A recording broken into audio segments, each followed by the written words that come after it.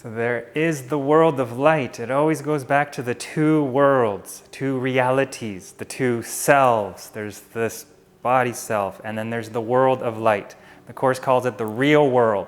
The real world. We see it with our spiritual eye, and the beautiful descriptions all throughout. It's glowing and shimmering and sparkling with freshness, and it's just so peaceful, and the love emanating is just pure energy and stillness and the beauty. Eckhart Tolle was asked what he does in his spare time, and it's nothing sensational, nothing huge. He says he just stands in the window somewhere in the neighborhood here, and he watches the leaves and the trees blowing because he's so mesmerized. He's tripping out on the leaves that are brilliantly full of life and light. There's not much else to do that could top the brilliance of seeing God radiating everywhere all the time. The real world. So he's living permanently in the real world. That's the goal. That the workbook is trying to train us to see the real world. Because all we're seeing still is what we see with our eyes, the physical world, and every problem and upset and negative feeling is in that old world that we're seeing, / actually projecting. So again, I have to work with the mind and our issues because that's what we're going to see. So clear out all that stuff, and we see a whole new reality. I can see peace instead of this. That's the theme for today. I can see peace instead of whatever's in our face, upsetting, no shortage of nonsense. That's all we do. There's nonsense in the world. Now, if we get stuck, of course we have to acknowledge, learn, so we can choose differently, not fall for nonsense. So just intelligent awareness. But if it's a matter now, how much time are we spending focusing on what?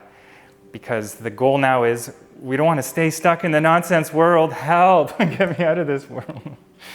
I can see peace instead of this. So the idea is like, it's almost like imagine it's a person's upset face or whatever it is.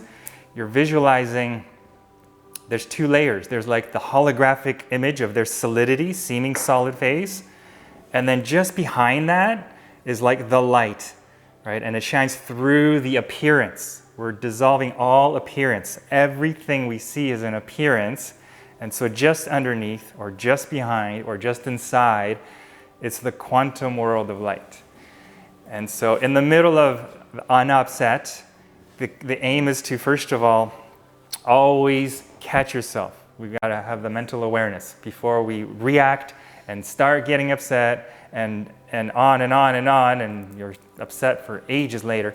So you got to cut that way back, catch yourself, the mental alertness, and with the training, apply the lesson for the day. If you're doing a lesson for the day, today's lesson is essentially, there's a few of them leading to, I can see now peace instead of this.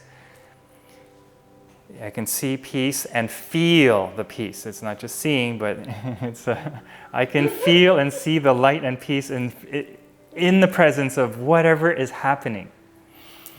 The more we can do that, what happens? The thing that we're looking at actually changes. It actually heals. The person goes from upset to instantly, everything's fine. Or they just go away, or the problem just dissolves, just disappears. Because the world is quantum. And we're controlling the whole world again from the joystick, which is in our mind with our joystick mental controller, right? But I can see peace instead of this commotion is the control, command. Yeah, there's a whole unrelated, well, everything's connected. The Law of One material is also another channel text, and they use just a couple of very basic techniques. Theirs is more theory, explaining the mechanics, explaining densities and dimensions, but they say, here's a practice for you to do. The moment contains love. In any situation, in every situation, this moment contains love. It's just a different wording of, I can see peace instead of this nonsense. So in every moment, we can see the light, or feel the peace, or realize there is love. The real world is, we're sitting in it, but we can't see it. Like, do we squint our eyes to see it, or how do you see it? right? It's an internal perception shift. Commonly, it's said that a miracle in the Course is a shift in perception. So when we shift how we see, how we're actually perceiving, change our perspective, I can see peace instead of this, that is the miracle shift, which now reveals heaven, paradise. We're in it at all times if we can see differently. But how do you, like, if you've got a confrontation with someone that's quite negative, that's attacking you, you know, that kind of thing, do you in that moment just, you know, if you say love is in that moment, right? So even though it's a harsh attack, and you still have to feel that love in that moment, right? So you see past that person. Yeah. Is that what you're saying? Yes. To see past and to see the light behind them? Because Yes. there's always a light behind everybody. Yes. Even if they're not very nice, you know, like. Yes. Yeah, okay. Yeah. And so you kind of connect into that light behind them. Yes. And then do you just say, repeat yourself like, you know, this moment is in love, or what goes through your brain? Well, there's hundreds of lessons you can apply, hundreds of lines you get to repeat. There's so many options. So one random one, I can see peace instead of this. Yeah. Or let this appearance not obscure the light in me or them. And so, you know, you got to do your homework in advance. Yeah. Before that upsetting situation. So this is where in the morning you got to do your practice, throughout the day reminders, and then one day when you really need it, you'll have a backup reserve to apply your lesson. And it'll be automatic. You'll just kind of. Well, not necessarily. So eventually the goal is yes, eventually of course. Yeah. But we can start practicing. That's the thing. That's what we're doing. Full application and practicing. Like today we're going to be doing it. So whenever there's a confrontation or an attack, we can always choose to see the light and to see that moment of love. Yeah. Okay. Awesome. Choose again, choose again, choose again. That's kind of one of the mottos of the whole Course in Miracles. Whatever was going on, stop, choose again. Because it's always not what's going on there, it's going back to our mind and our perception. Choose differently. Choose the light instead of the attack. Choose the peace instead of the grievance upset. Choose the love instead of the that's a word.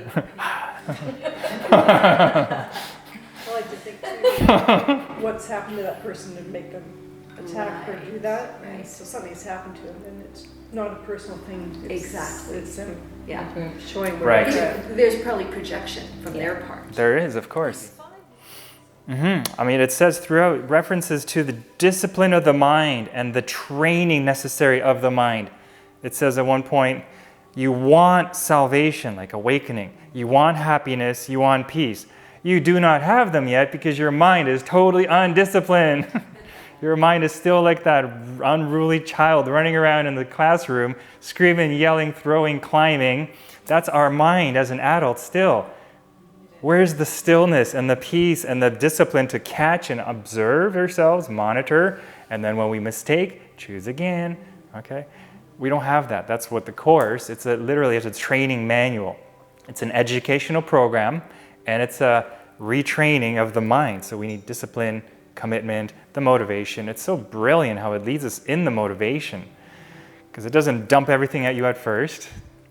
It understands where we are. It literally says, for now, you still believe that there's an external world that is separate and independent from your internal imagination. So we'll work with that for now.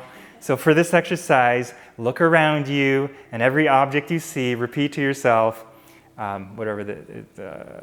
there's a number. No, I'm thinking lesson 32. Let's say I can see peace instead of this. It's one of those. Okay, and then it understands we still think it's a separate world. And then close your eyes for the second half, and now everything that comes up in your mind, repeat the same idea. I can see peace instead of this. Okay, but it knows, you silly infants, you're still toddlers, you don't get it yet, but we understand. We'll start small, start slow. And then throughout the progression of the lessons, it builds up until eventually, what I'm referring to, the external is literally projecting from our internal. It's a one-to-one link.